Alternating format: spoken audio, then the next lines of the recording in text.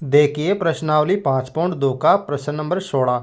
वह एपी ज्ञात कीजिए जिसका तीसरा पद 16 है और सातवां पद पांचवें पद से 12 अधिक है। देखो यहाँ पर प्रश्न के अंदर जो है एपी का तीसरा पद आपको दे रखा है 16। तो मैं लिख लूँगा यहाँ पर A3 बराबर 16। ठीक है, ये हो गया एपी का तीसरा पद 16। और आपको कंडीशन क्या दे रखी है कि सातवां पद जो है वो पांचवें पद से 12 अधिक है। तो मैं जो सातवें पद को कैसे लिखूँगा A7 यहाँ पर।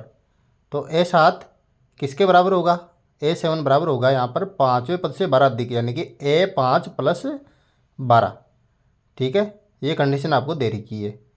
अब आपको इसमें क्या ज्ञात करना है, वो एपी ज्ञात करके आपको बतानी है।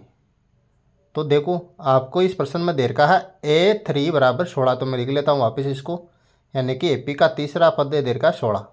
तो A3 का सूत्र क्या होता है, A3 का सूत्र होता है A प्लस 2D।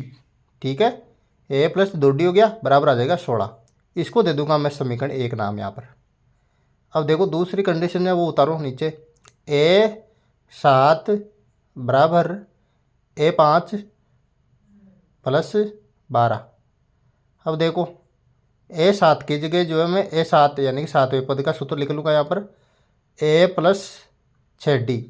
तो लिखूँगा A प्लस 6D, ये हो गया A7 का सूत्र बराबर A5 का सूत्र लिखो। A5 का सूत्र क्या हो जाएगा A प्लस 4D। तो लिख लो A प्लस 4D प्लस 12 यहाँ पर। ठीक है, अब देखो A से A कैंसिल हो जाएगा यहाँ पर। ठीक है, और इधर क्या बचा 6D बचा। ठीक है, ये 6D उतार दिया और 4D अभी दाई तरफ है, इसको लाऊंगा मैं बाई तरफ, तो ये माइनस का 4D हो जाएगा। ठीक है ना, तो माइनस का 4D बराबर 12।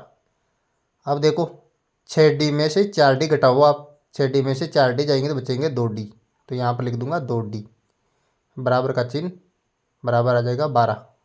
अब देखो 2 जो है D के साथ गुणा में है इधर, तो D बचेगा इधर तो, और गुणा वाला 2 जो है उधर भाग में चला जाएगा, 12 बटा आ जाएगा यहाँ पर 2। ठीक है, तो ये लिख दिया मैंने 12 के बटे में यहाँ पर 2। अब 12 में जो है 2 का भाग दूंगा मैं, तो 12 में 2 का भाग दूंगा 6 बार कटेगा। तो D का जो मान आया यहाँ पर सार्वंतर आ जाएगा यहाँ पर 6। अब ये जो D का मान आया इसको रखूँगा मैं समीकरण 1 के अंदर। ठीक है ना, तो D का मान समीकरण 1 में रखने पर रखो, देखे देखो A की जगह A उतारो प्लस 2D है वहाँ पर, तो 2 की जगह 2 और गुणा के अंदर D का मान उतार दो 6। तो गुणा के अंदर आ जाएगा 6 बराबर 16 यहाँ पर। अब देखो A की जगह A उतारो वापिस, प्लस 2 को 6 से गुणा करूँगा तो आएगा 12 प्लस के बराबर आ जाएगा 16। अब देखो A की जगह A वापस उतारो यहाँ पर।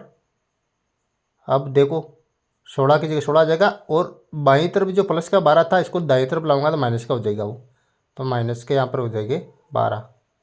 ठीक है, अब देखो A का मान क्या आएगा, 16 में से 12 घटाओ, 16 में से 12 घटाएंगे तो 4 आएगा, तो A बराबर उतार दिया मैंने 4। अब देखो A का मान आ गया 4 और D का मान आ गया 6। तो अब हम AP घास कर सकते हैं ना।